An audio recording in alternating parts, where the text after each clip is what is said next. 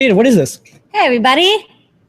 A woman's work is never done, my shirt says, and it's never a time not to do show and tell. That's right. A show and tell is never done either. We are here for show and tell here at the Adafruit Factory. It's That's me, right. Lady Ada. You're Mr. Lady Ada. We also have a payphone, and we have like a beep, but that's okay. Yeah. Nobody cares. Beeping. It's fine, but it's not about us. Yeah. It's not about the oven alert. It's about the people who are here showing off their maker hacker projects, their crafting, their 3D printing, their cosplay, Yes. their sensors, their Yes. schoolwork, whatever it is. The longest running live show and tell on the internet. 8 years Yes. running, everybody. Thank you. It's awesome. So we're going to call on some Adafruit folks, Yep. and we're going to call on some right. visitor folks. Mute your mics, wait for us to call on you, and we'll get out of here at 7:50. Let's do this First up, thing. Tony D, what are you spinning this week? Hey, yeah, so I've got the digital fidget spinner project right here. So this is a CircuitPython version of the fidget spinner. So I was working on it, and it's exactly the same as the Arduino version as far as you can change the color and the type of animation by pressing the buttons like that. And so it's kind of cool. I was really happy because I ran into some challenges converting this from Arduino to Python. You know, you have to deal with the memory and the speed being different. So I did a little bit different kind of algorithm for this one. I'm using the tap detection on the accelerometer, the LIS3DH, but I tell it to only listen to one of the axes rather than all three of them. And then there's also this little thing inside of there that's the FIFO buffer, where it will remember the 32 last acceleration readings. So what happens is I use the tap detection to detect when you tap the board, and then I go and look at the 32 last readings to figure out how hard did you tap the board. Like, did you give it a slight tap, like just a small one, spins it slowly. So kind of different versus the Arduino one. I'm just sampling really quickly and just looking for those peaks myself. So it's kind of cool. There'll be a guide out this week that shows both versions and a good example of how to take an Arduino sketch and convert it into CircuitPython, but also the challenges you run into as far as like having to rethink the algorithms and deal with it and the lower memory that you have for it. So definitely look forward to that. Yeah, this is cool because there's going to be a lot of people who want to convert projects, and I think this is the process is the end result is the end result. The process is kind of the way that I think folks are going to learn a lot from. Exactly, yeah. So it's kind of cool. It's the digital fidget spinner, no moving parts. It'll spin forever. So yeah, the digital fidget spinner from Tron. Can be used at nighttime too. All right. Okay. Next up, Scott, what you got going on? Hello. I have two quick things. First, I got my OshPark order. I think it was last week I showed the Sci-Fi feather board. I did rush shipping with them, and it came today before noon, which was cool. Ooh. And I've also confirmed at least that the pin headers are correct. Yay. That's a start. I also have all the parts for it, but I haven't gotten a chance to put everything onto it yet. And then it's software time after that. So that's one thing. The other thing, kind of for my day job, I've been doing CircuitPython, and spent the last week doing microphone stuff. So I first want to say, anybody out there does digital signal processing, please get a hold of me. We need more digital signal processing love for the microphone stuff. So my email is scott@adafruit.com. I've said that on here before. So if you do that, let me know. And then I'll just do, hopefully, a working demo. And the trick is to do DSP, and you don't have a DSP coprocessor or assist. It's DSP. Don't tell anyone that yet. Yeah, sorry. Yeah, and I don't have any background with it, so I'm just like, I got some math from some code online, and I'm just like, this doesn't make any sense to me. So if it makes sense to you, get a hold of me and help us out, make Circuit Playground and CircuitPython much, much better. Anyway, so let's see if the demo works. I've got the REPL open up here, so I'll just rerun the script, and we'll see if it'll record me. Hello, world. It's all crackly. The tone plays beforehand just to tell me that the playback is working, because I broke that while I was doing it as well. Okay, well, you're getting there. Very close.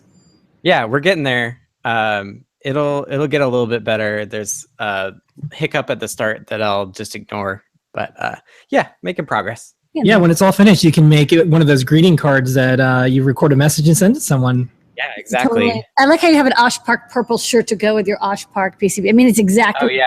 It's part of the terms of service. I know. They send you stickers too, and like they sent me just the one that I needed to like add to my collection. I Yeah. got the number 8 sticker, so I was Okay. pretty excited about that. That's cool. Outstanding. All right, sweet. All right, thank you so much. Okay, next up, JP. Hey guys, how you doing? Hey.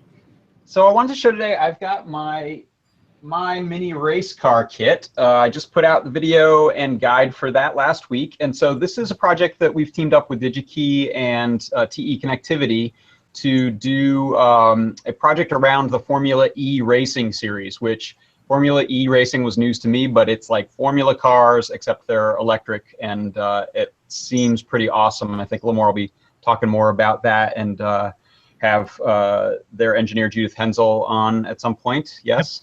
Yep. Yeah. July. In July, that's going to be awesome. So our kit is like some of our other mini robot kits before, but we have the TE connectivity sensor on our little breakout board. I put it on the bottom of my car there, if you can see that. That's the, what is it, the HTCU21D-F or something like that. I think I've screwed it up. Yep. But it's a No, I mean, good enough. yeah, it's good enough. Nice little temperature and humidity sensor. And what's cool is that this is our one of our Bluetooth Bluefruit feathers, and with our Bluefruit app on iOS and Android, we can now stream data as well as run the controls for the car. So I'm going to set this down over here, and I've got it up on my iPad here. You can see I'm actually using the plotter function, and those 2 lines right there are the temperature and humidity, which aren't doing anything right now, but if I breathe on it, we should spike those. So we should see in a second here if that's still working. The humidity will spike up. Let me switch to controls to see if it's, yeah, if it's listening to me still. I might need to reconnect. Oh, yeah, I'm going to reconnect. That's so Bluetooth. That's what Bluetooth. Live demo, yeah. So blue, so too. About Bluetooth sometimes. If I go to the control pad, I can actually tell if it's working right away. Yeah, I'm not seeing that data stream now, so bad demo. But if you check out the video on it, it's actually pretty cool because we can read that data coming back, kind of like racetrack telemetry. You can also do other weird stuff with it. Like I thought you could have a controller on the car where you point like a heat source and a fan at it and steer the thing. That's or cool. breathe on it to make it go.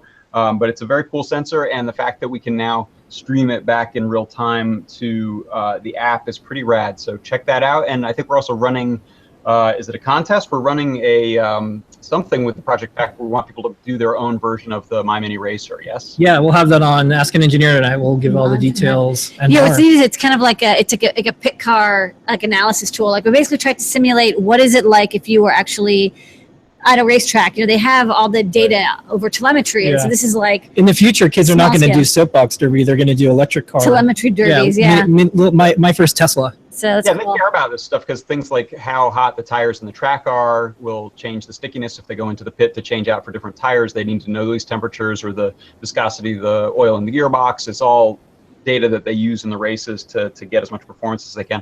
One other thing I want to show is that I added to my pack, these are little 3D printed parts that I made to make the standard car look a little bit more like the racer. And so in the guide, I included some files that you can download to print your own or change that out. And I just made some little clips so that you can hook those onto your racer like that and press fit it.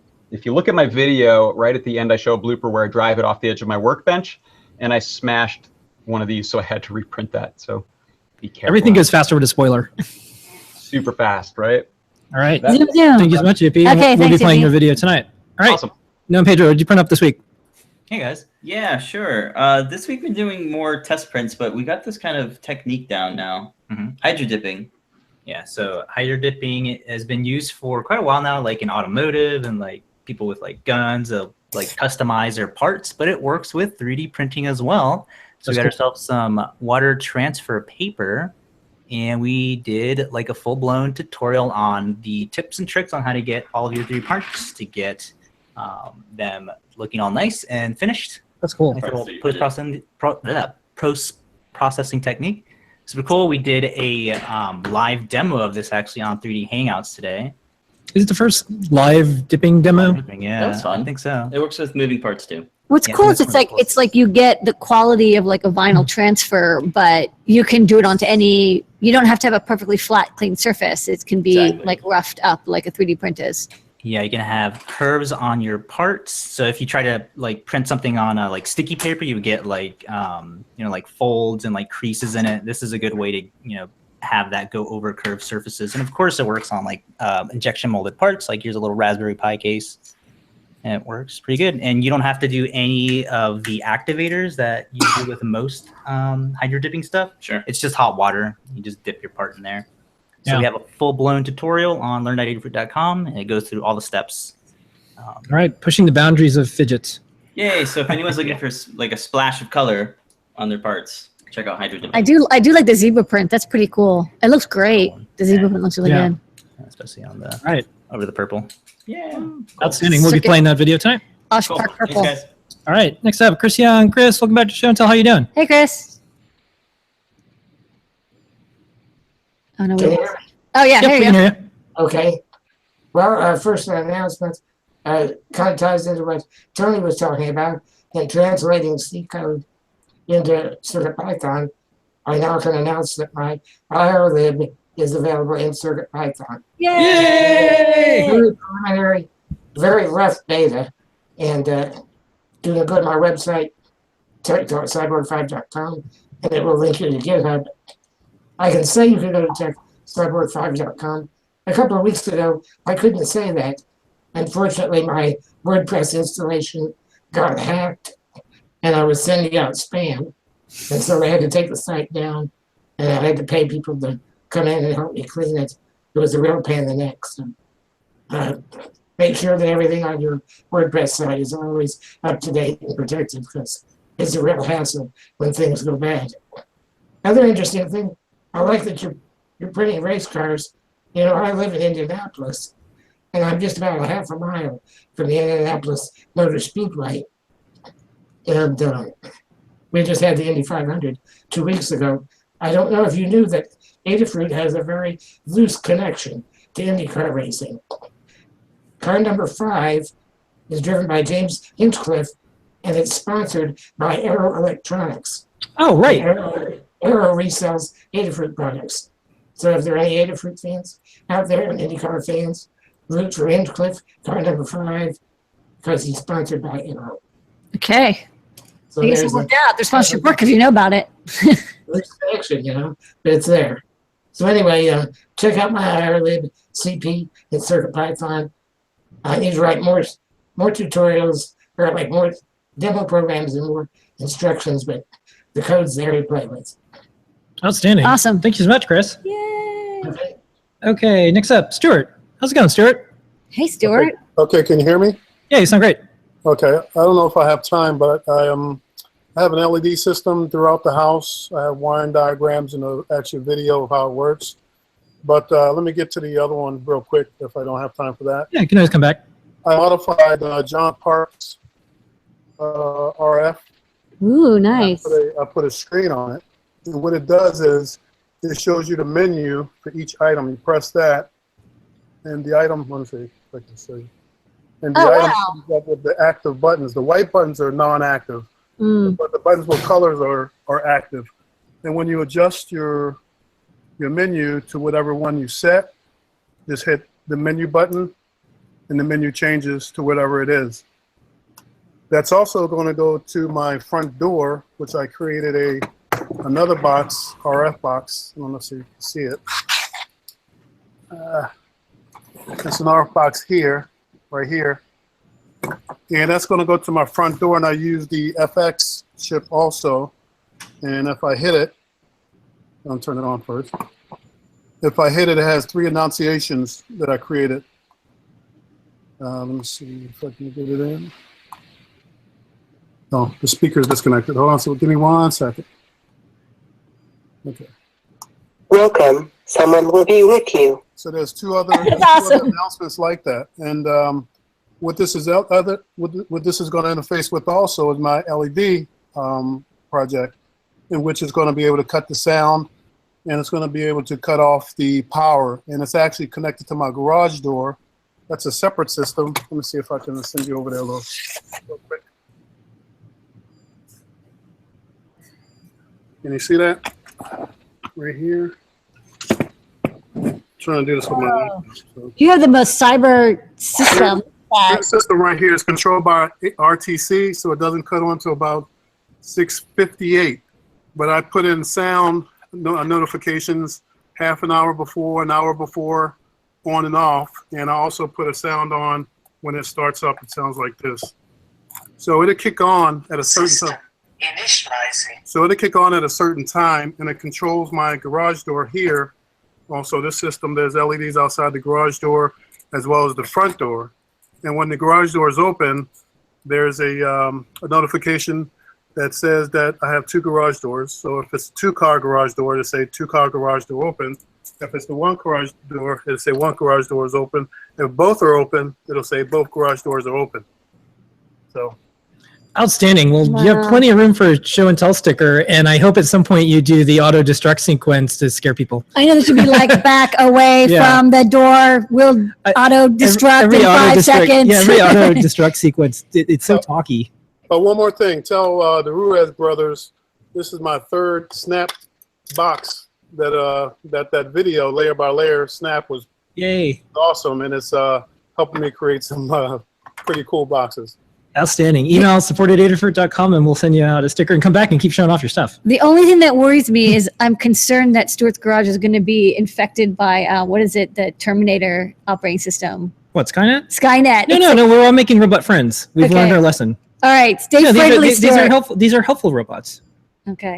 We're friends with robots. I don't know if I would give it legs, Stuart. I don't know. No, it's fine. Okay. It'll be okay. We all watch the Terminator movies. We learned our lesson. Okay, pretty advanced. Totally going to work out. Okay. All right. Next up, Rebecca. Hey, Rebecca, mute your mic and show us your project. Welcome back, Rebecca. Hi. Hey. I have a couple projects this week, just because I haven't had time recently to come on. First things first is this past weekend I went to Rhode Island where they had a big art festival, and there was also a mini maker fair. As part of this art festival. So I made one of these soldering pin badges there, and it lights up a bunch of different colors, but it was fun and adorable.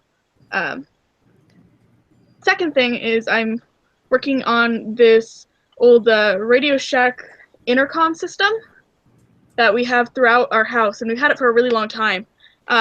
For my grandmother, who sometimes has medical emergencies in the middle of the night and she needs to contact somebody else in the house. But she has trouble finding the button that makes an alarm sound, and the alarm sounds really annoying, and it sounds like this. Which is why I didn't press this button, because it would ring throughout the whole house. But I'm going to be attaching giant buttons to it, and I took it apart and soldered wires onto where the button is, so I can attach a giant button.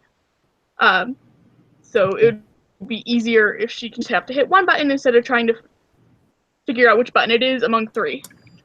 Cool. Yeah, I like these big arcade buttons. You know, we have ones in the shop that are light up and stuff, so it's like really easy. Look, they can lights up when it gets pressed, and they know like, okay, activated.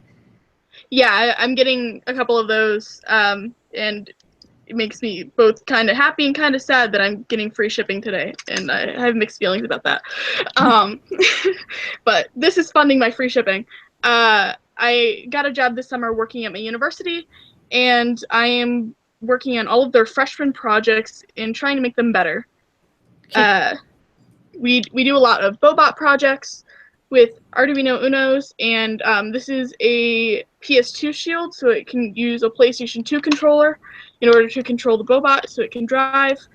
But one of the professors had the idea to try an Arduino Uno, an Arduino 101 instead of an Uno. Mm-hmm. And I was trying to test that out at the beginning of this week, and that's not working with the shields, but I know it can do Bluetooth. I just haven't figured it out yet. But that's what I'm trying to work on, but I don't think it'll be ready for the fall, because we need to order parts like this week. We do have an Arduino 101. I don't know the shield they're using, but we have an Arduino 101 robot project, so you can look at it and see what's different. Yeah, I'm trying to do that. Okay. But I'm definitely not going to have that ready for the time that they need to order 200 kits. Oh, yeah.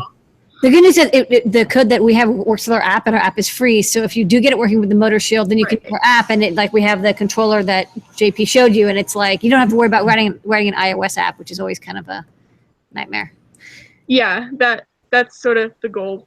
All right. All right, Rad. Well, either way, you get a scene on the show and tell sticker, and thanks for doing that cool project for your grandmother. That's cool. Yeah. All right. We still have 2 people. If everyone keeps it a couple minutes, we'll be able to do it. We're going to go to 8-Bit, and then we'll wrap up with Richard. Hello, 8-Bit. How are you? Hey, 8-Bit. Can't hear you. I think you're still on mute. Do you want to do Maker Charades? Just hold up your project, whatever it is. Yeah, just hold it up. We'll figure it out. All right. It looks like. Wait, it's a box. Yeah, it's a box. It's a okay. box. It's a, you did a. Okay. Pi TFT Pi Girl, or you're hacking a Game Boy and you're going to put something in it. Okay, no, Raspberry Pi 3. You're going to make your own Raspberry Pi Game Boy inside of a Game Boy case. That's cool. All right. And so you're just starting the project? Okay. Good. You've got. Oh, you've got the little switches. You get switches or antenna or something. So you took the whole thing apart and you're going to start wiring it up. Oh, that's the side. That's the switch button. Okay. Okay. All right. All right. We'll tell you what. Come back to the show next week or whenever week you can when you get further on the project and show your progress. And at the end, you get a fantastic as seen on the show and tell sticker. But it's looking good so far. Yeah. Good start. Woo. You got a cool project. That'll be fun. All right. Play out, Richard. Hey guys. So I'm just recovering from being a little sick this weekend, but that gave me some time to work on some of the tutorials I had in the Adafruit guides, and I have the Iron Man Gauntlet, which now should be completely done and waiting for moderation. And then also this week I checked back on a project I'd been working on, which is using Home Assistant, which is like a server for home automation that you can put on the Raspberry Pi. It's really easy to use and open source. A lot of people, I've been using it in my home. And so they have a really good disk image, and I went ahead and did a tutorial on how to install that disk image, get MQTT with Mosquito up and going, and get everything set so that now I can start working in some of my DIY stuff with the Huzzah in there. But then also at the museum, we got a couple of microbits, and I'm going to show you. I added one to my robot and programmed it. So you can see this is the little program that I have running on it. But what's really cool is I'm going to switch to screen share so you can see this is using their Blockly interface. And what I did was basically I took, so I didn't like how they normally did servos with the input in there, so I figured out how to make the custom blocks, and I have these custom servo robot blocks to make it a lot easier for doing driving forward, backwards, left, right, and stopping, and then also some offsets because the rotation, continuous rotation servos aren't exactly calibrated the best, and so this kind of lets you alter that. But this will handle basic movement. There's only one pin left, unfortunately, so I can't hook up sonar without that breakout shield. But I figure that's enough to kind of get kids with doing really basic movements with the robot. And hopefully we can get that in there. And I'm going to publish a tutorial on how to make those custom blocks. And then trying to see if I can get my servo blocks added to like the regular lineup of blocks so other people can use them a little easier. Cool. That's neat. A microbit bot. Okay. Okay. Well, as always, Glad those email microbites supported are- Adafruit.com will send you a sticker, of course. Custom. Okay, we had one more person come in, but we're about to head out. So, John, if you want to show your project for 1 minute, you absolutely can. Go for it. All right. Well, I'll tease it and I'll go through what it really is next week. Oh, wow. It's a tuba. This is a tuba, and it's covered with, well, what look like NeoPixel strips. You literally are going to play us out. This is going to be great. Well, I'll play it out because it's hard for me to get everything on here. But I have it controlled by it's controlled by a Trinket 5V Pro. On the back, I've got a I've got, it's hard to see more Adafruit stuff. The alphanumeric display to change what it looks like, That's so cool. and all kinds of fun patterns it can do, and it's got a glitter switch, which is very important. Tubas are fantastic project enclosures. Well, these are some cool effects. I love that. It's a sparkle with like a Yeah. swirling thing. Yeah, and it's got all kinds of crazy stuff it can do. But yeah, We'll send you email support@adafruit.com. We'll send you out a sticker and also send any links. Put attention, Phil, and let's make sure you get back on the show and tell. And if we can get other photos or videos, this is a beautiful project. yeah, sure thing. Outstanding. Well, thank you so much, John. All right. Yay. All right. Well, thank you, everyone. We're going to go and do Ask an Engineer. Thank you, Stuart. Thank you, Richard. Thank you, Rebecca. Thank you, Noah Hadra. Thank you, John. Thank you, JP. Thank you, Chris. And thank you, 8-Bit. We're every single week, 7:30 p.m. Eastern Time. Thank You you for got a tuba, you got flaunt it. Yeah. Thank you, everyone, for making this the best half an hour of our lives every single week. And we'll see you in Ask an Engineer in 2 minutes. Bye. Honk, honk, honk, honk, honk, honk, honk, honk.